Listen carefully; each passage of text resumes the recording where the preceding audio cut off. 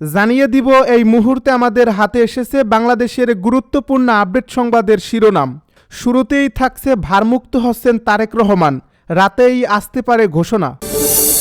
এবারে জানিয়ে দিব 11 নেতার বহিষ্কারাদেশ প্রত্যাহার করল বিএনপি।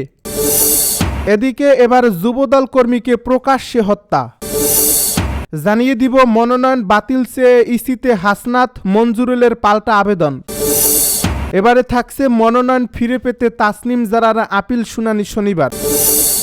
সবশেষে জানিয়ে দিব মোসাব্বির হত্যায় নির্বাচন বিরোধীরা জড়িত থাকতে পারে বলছে বিএনপি নেতা সালাউদ্দিন। এতক্ষণ শুনছিলেন হাতে থাকা আপডেট সংবাদের শিরোনাম, এবারে বিস্তারিত। তবে তার আগে অনুরোধ রইল ভিডিওটিতে একটি লাইক এবং কমেন্ট করে জানিয়ে দিন ভিডিও সম্পর্কে আপনার মূল্যবান মতামত। আরও জানিয়ে দিন ভিডিওটি কোথা থেকে দেখছেন বা কোন জেলা থেকে দেখছেন। ভারমুক্ত হচ্ছেন তারেক রহমান, রাতেই আসতে পারে ঘোষণা। বাংলাদেশ জাতীয়তাবাদী দলের ভারপ্রাপ্ত চেয়ারম্যানের ভার থেকে এবারে মুক্ত হয়ে চেয়ারম্যানের দায়িত্ব পেতে যাচ্ছেন তারেক রহমান। শুক্রবার রাতে দলের স্থায়ী কমিটির জরুরি বৈঠকে এ বিষয়ে ঘোষণা আসতে পারে। আজ রাত 9:30টায় গুলশানে বিএনপি চেয়ারপারসনের রাজনৈতিক কার্যালয়ে এ বৈঠক অনুষ্ঠিত হবে। বিএনপির এক সিনিয়র নেতা জানান, আজকের এই বৈঠকটি নির্ধারিত শিডিউলের বৈঠক নয়, তাই নির্দিষ্ট এজেন্ডাও থাকছে না। তবে এটি অবশ্যই গুরুত্বপূর্ণ, কারণ এই বৈঠকেই দলের ভারপ্রাপ্ত চেয়ারম্যান তারেক রহমানকে বিএনপির চেয়ারম্যান নির্বাচিত করা হতে পারে। এর আগে গত 4 জানুয়ারি সিলেটে গণমাধ্যম কর্মীদের সঙ্গে অনুষ্ঠিত মত বিনিময় সভায় এ বিষয়ে ইঙ্গিত দিয়েছিলেন দলের মহাসচিব মির্জা ফখরুল ইসলাম আলমগীর। 11 নেতার বহিষ্কারাদেশ প্রত্যাহার করল বিএনপি। সংগঠন বিরোধী কর্মকাণ্ডের অভিযোগে বহিষ্কৃত 11 নেতাকর্মীর বহিষ্কারাদেশ প্রত্যাহার করছে বিএনপি। শুক্রবার এক বিজ্ঞপ্তিতে এ তথ্য জানিয়েছেন দলের সিনিয়র যুগ্ম মহাসচিব অ্যাডভোকেট রুহুল কবির রিজভী। এতে বলা হয়, ইতিপূর্বে দলীয় শৃঙ্খলা ভঙ্গ ও দলের নীতি ও আদর্শ পরিপন্থী কার্যকলাপের জন্য বরিশাল মহানগর বিএনপির সাবেক সহ সভাপতি ও 24 নং ওয়ার্ড বিএনপির সাবেক সভাপতি মোহাম্মদ ফিরোজ আহমেদ, 26 নং ওয়ার্ড বিএনপির সাবেক সভাপতি মোহাম্মদ ফরিদউদ্দিন হাওলাদার, বরিশাল মহানগর বিএনপির সাবেক সদস্য সৈয়দ হাবিবুর রহমান ফারুক, 28 নং ওয়ার্ড বিএনপির সাবেক সাধারণ সম্পাদক মোহাম্মদ হুমায়ুন কবির, 9 নং ওয়ার্ড বিএনপির সদস্য সৈয়দ হুমায়ুন কবির লিঙ্কু। আবেদনের প্রেক্ষিতে দলীয় সিদ্ধান্ত মোতাবেক 9 জানুয়ারি তাদের বহিষ্কার আদেশ প্রত্যাহার করে প্রাথমিক সদস্য পদ ফিরিয়ে দেওয়া হয়েছে। এর আগে অনেক নেতাকর্মীর বহিষ্কার আদেশ প্রত্যাহার করে বিএনপি। এবার প্রকাশ্যে যুবদল কর্মীকে হত্যা। ঢাকায় স্বেচ্ছাসেবক দলের নেতাকে গুলি করে হত্যার পর এবার জয়পুরহাটের পাঁচবিবি উপজেলায় এক যুবদল কর্মীকে হত্যার ঘটনা ঘটেছে। বৃহস্পতিবার রাত 10:30টার দিকে উপজেলার সালাইপুর বাজারের ঢাকারপাড়া রাস্তার মোড়ে এ ঘটনা ঘটে। খবর পেয়ে ঘটনাস্থল থেকে মরদেহ উদ্ধার করে জয়পুরহাট আধুনিক জেলা হাসপাতালের মর্গে পাঠিয়েছে পুলিশ। নিহত যুবদল কর্মীর নাম ইয়ানুর রহমান। তিনি পাঁচবিবি উপজেলা যুবদলের কর্মী। এছাড়াও তিনি উপজেলার সালাখুর গ্রামের আলম মণ্ডলের ছেলে।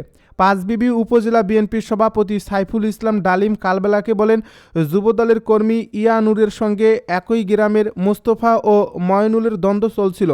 এ কারণে প্রতিপক্ষের লোকজন তাকে হত্যা করেছে বলে ধারণা করছে পরিবার। পুলিশ ও নিহতদের পরিবার জানায়, দীর্ঘদিন ধরে পাঁচবিবি উপজেলার সালাখুর গ্রামের ইয়ানুর রহমানের সঙ্গে একই এলাকার মোস্তফার সঙ্গে বিরোধ চলছিল। এরই জেরে বৃহস্পতিবার রাত 10:30টার দিকে সালাইপুর বাজার ঢাকারপাড়া রাস্তার মোড়ে ছুরিকাঘাত করে জখম করে দুর্বৃত্তরা। সেখানে রক্তাক্ত অবস্থায় ওই যুবককে পড়ে থাকতে দেখা যায়। পরে খবর পেয়ে পুলিশ ঘটনাস্থলে গিয়ে মরদেহ উদ্ধার করে থানায় নিয়ে যায়। নিহতদের পরিবারের দাবি, পূর্ব পরিকল্পিতভাবে ইয়ানুরকে হত্যা করা হয়েছে। আসামিদের দ্রুত গ্রেপ্তারের দাবি জানান তারা। নিহতের বাবা মোহাম্মদ আলম মণ্ডল বলেন, দীর্ঘদিন থেকে একই এলাকার মোস্তফা ও তার ছেলে ময়নুলের সঙ্গে আমাদের একটা বিরোধ চলে আসছে। এরই জেরে তারা আমার ছেলেকে হত্যা করছে। এর আগেও তাদের নামে আমরা মামলা করেছি, কিন্তু প্রশাসন কোনো ভূমিকা নেয়নি। আমি ছেলে হত্যার বিচার চাই। এদিকে প্রতিপক্ষ মোস্তফার পুত্রবধূ ইশরাত জাহান কেমি জানান, বেশ কিছুদিন থেকেই স্থানীয় ইয়ানুর ও তার পরিবারের লোকজনের সঙ্গে বিরোধ চলছিল। কয়েকদিন আগেও সেই বিরোধ মীমাংসা হয়েছিল। বৃহস্পতিবার রাত 3টার দিকে 10 থেকে 12 জন লোক দেশীয় অস্ত্রসহ আমাদের বাড়িঘর ভাঙচুর ও অগ্নিসংযোগ করে। আমরা প্রাণে বেঁচে যাই। মনোনয়ন বাতিল চেয়ে ইসিতে হাসনাত মঞ্জুরুলের পাল্টা আবেদন। বিএনপি প্রার্থী মঞ্জুরুল আহসান মুন্সির প্রার্থিতা বাতিল চেয়ে আবেদন করেছেন জাতীয় নাগরিক পার্টির দক্ষিণাঞ্চলের মুখ্য সংগঠক ও কুমিল্লা 4 আসনের জামায়াতের এনসিপির জোটের প্রার্থী হাসনাত আবদুল্লাহ। একই দিনে হাসনাত আবদুল্লাহর মনোনয়ন বাতিলের জন্য আবেদন জমা দিয়েছেন বিএনপি প্রার্থী মঞ্জুরুল আহসান মুন্সী। শুক্রবার সন্ধ্যায় রাজধানীর আগারগাঁওয়ে নির্বাচন কমিশন ভবনের সামনে স্থাপিত হয় আপিল বুথে এই পাল্টা আবেদন জমা পড়ছে। বিষয়টি কালবেলাকে নিশ্চিত করেছে নির্বাচন কমিশন সূত্র জানায় নির্ধারিত সময়ের মধ্যেই উভয় পক্ষ তাদের আবেদন জমা দিয়েছেন। এখন যাচাই বাছাই শেষে নির্বাচন কমিশনের সংশ্লিষ্ট আপিল কর্তৃপক্ষ বিষয়গুলো শুনানি করে চূড়ান্ত সিদ্ধান্ত নেবে।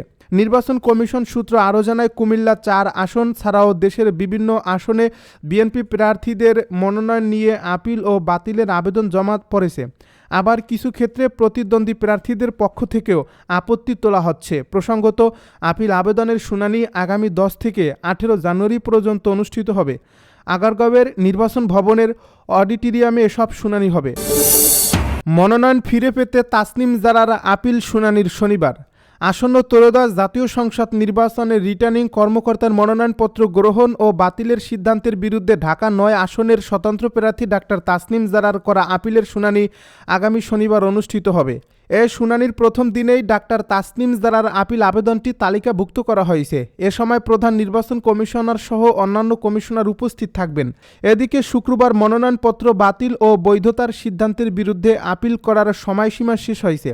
আগামী 10 থেকে 18 জানুয়ারি পর্যন্ত আপিলের বিরুদ্ধে শুনানি চলবে। এর আগে রাজধানীর আগারগাঁওয়ে নির্বাচন কমিশন ভবনে গিয়ে ডাক্তার তাসনিম জারা মনোনয়নপত্র বাতিলের সিদ্ধান্তের বিরুদ্ধে আপিল আবেদন জমা দেন। এ সময় সঙ্গে তার আইনজীবী আরমান হোসেন সহ অন্যান্যরা উপস্থিত ছিলেন। আপিল আবেদন জমা দেওয়ার পর সাংবাদিকদের সঙ্গে কথা বলেন তাসনিম জারা। তিনি বলেন, আমি ঢাকা 9 আসনে স্বতন্ত্র প্রার্থী হিসেবে মনোনয়ন জমা দিয়েছিলাম। সেটি আপাতত গৃহীত হয়নি। সেই সিদ্ধান্তের বিরুদ্ধে আপিল করেছি। গত 27 ডিসেম্বর এনসিপি থেকে পদত্যাগ করেন দলটির জ্যেষ্ঠ যুগ্ম সদস্য সচিব তাসনিম জারা। ওই দিন সন্ধ্যায় ফেসবুকের পোস্টে তিনি জানান, কোনো নির্দিষ্ট দল বা জোটের প্রার্থী হিসেবে নয়, স্বতন্ত্র প্রার্থী হিসেবে ঢাকা 9 থেকে নির্বাচনে অংশ নেবেন তিনি। মোসাব্বিরকে হত্যা।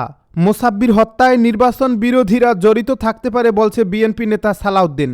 যারা নির্বাচন চায় না তারাই স্বেচ্ছাসেবক দলের নেতা আজিজুর রহমান মোসাব্বির হত্যাকাণ্ডে জড়িত থাকতে পারে বলে মন্তব্য করেছেন বিএনপির স্থায়ী কমিটির সদস্য সালাউদ্দিন আহমেদ। শুক্রবার বিকেলে মোসাব্বিরের বাসায় গিয়ে পরিবারের সদস্যদের সান্ত্বনা দেওয়ার পর সাংবাদিকদের সঙ্গে আলাপকালে এ মন্তব্য করেন তিনি। বিএনপি নেতা সালাউদ্দিন আহমেদ বলেন, পরিকল্পিতভাবেই মোসাব্বিরকে হত্যা করা হয়েছে।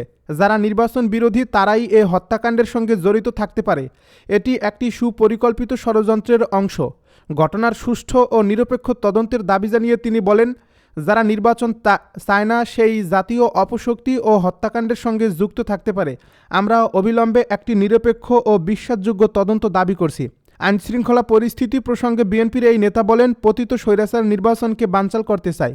সেই লক্ষ্যেই ধারাবাহিক ষড়যন্ত্র চলছে। এসব ষড়যন্ত্র বাস্তবায়নের আগেই আইনশৃঙ্খলা বাহিনীকে তা কঠোরভাবে দমন করতে হবে। মোসাব্বিরের পরিবারের দায়িত্ব নেওয়ার ঘোষণা দিয়ে সালাউদ্দিন আহমেদ বলেন, মোসাব্বিরের স্ত্রী ও সন্তানদের সারা জীবন যা কিছু প্রয়োজন তার সব দায়িত্ব আমরা দলীয়ভাবে নিয়েছি। গত 7 জানুয়ারি ঢাকা মহানগর উত্তর স্বেচ্ছাসেবক দলের সাবেক সাধারণ সম্পাদক আজিজুর রহমান মোসাব্বির দুর্বৃত্তদের গুলিতে নিহত হন। রাত আনুমানিক 8টা 40 রাজধানীর তেজগাঁওয়ের তেজতুরি বাজার এলাকায় স্টার কাবাবের পেছনে তাকে লক্ষ্য করে গুলি চালানো হয়।